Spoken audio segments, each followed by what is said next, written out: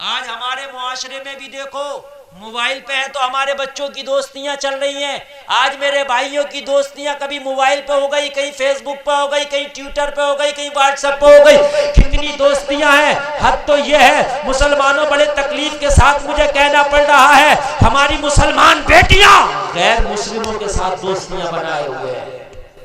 بڑی تکلیف کے ساتھ کہنا پڑ رہا. اخباروں میں آتا ہے یار, دل پھٹ جاتا ہے کہ فلاں مسلم لڑکی نے اپنا مذہب چینج کر دیا اور فلاں غیر مسلم لڑکے کے ساتھ چلی گئی, شادی کر لی. اے لوگوں تمہیں یقین نہ آئے تو آج سوشل میڈیا تمہارے سامنے ہے.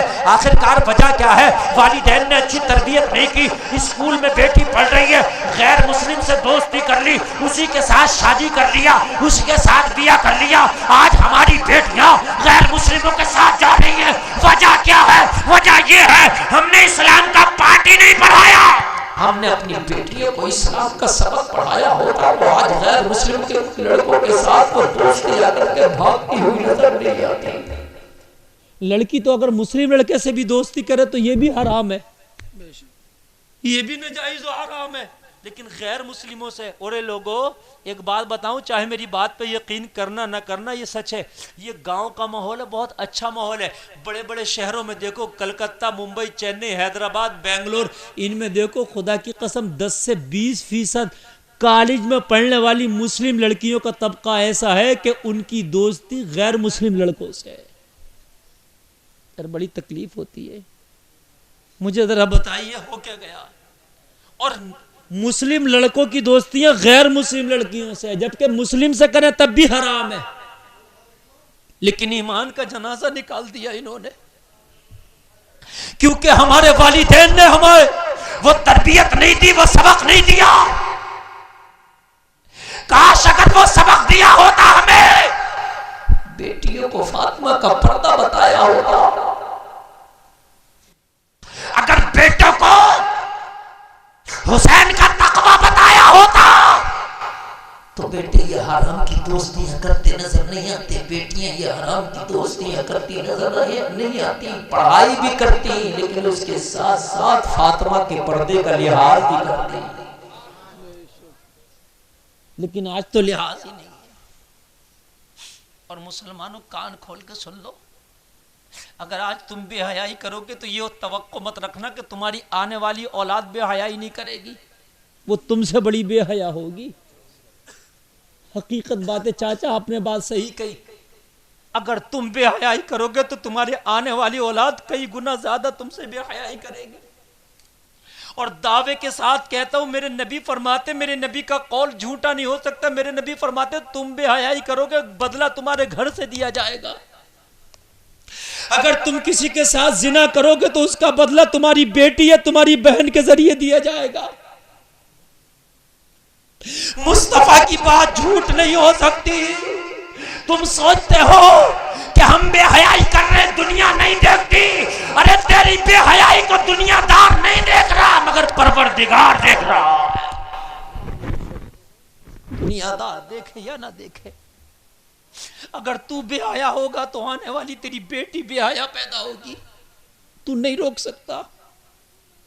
اگر تو بے حیا ہوا تو تیری بہن بھی بے حیا ہو سکتی ہے. تو چاہتا ہے کہ میرے گھر میں میری بہن سیف رہے, میری بہن محفوظ رہے, میری بہن پاک رہے, تو اپنی نگاہوں کو پاک کر لے. کسی کی بیٹی کی طرف غلط نگاہ اٹھا کے نہ دیکھ, اللہ تیری بہن بیٹی کی حفاظت کر دے گا. لیکن میاں ایسا نہیں ہو سکتا, تو بے حیائی کرتا گھوم رہا اور تیرا گھر صاف رہے, یہ نہیں ہو سکتا, ہوگا ہی نہیں نہ. اور آج ہمارے معاشرے میں مسلمانوں تم بہت تھوڑے ہو, مگر میری تقریر میں آج نوجوان زیادہ, تم کان کھول کے سننا. سب سے بڑا جو گناہ ہے آج بے حیائی کا ہمارے پاس بھائیو. اس لیے میں اس پر ان کنتم مومنین کے تناظر میں ذرا بولنا چاہتا ہوں. سب سے بڑا گناہ اگر ہے تو بے حیائی کا.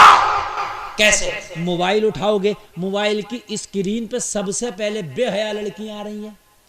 اب تو نیٹ چل رہا, خود بخود آ رہی ہیں. بولو بھائیو بات صحیح ہے کہ نہیں؟ آپ نے واٹس ایپ کھولا تو کسی نے, تمہارے دوست نے بے حیا لڑکی کا فوٹو بھیج دیا, فیس بک کھولا بے حیا لڑکی کا فوٹو آ گیا, یوٹیوب کھولا تو پھر پوچھو مت. بے حیائی ہوئی کہ نہیں ہوئی؟ گھر سے باہر نکلا تو کوئی بے پردہ جا رہی ہے تو ہماری نگاہیں اس کا پیچھا کر رہی ہیں، جہاں تک ہماری نگاہوں سے وہ اوجھل نہیں ہو جاتی ہماری نگاہیں اس کا پیچھا ہی نہیں چھوڑتی۔ صحیح بتا رہے ہیں بھائیوں، اگر شادی بھی ہو رہی ہے نا، ادھر مردوں میں کھانا چل رہا ہے ادھر عورتوں میں، تو مردوں کے کھانوں میں تو لڑکے نہیں دکھ رہے، عورتوں کے کھانوں میں نظر آ رہے ہیں۔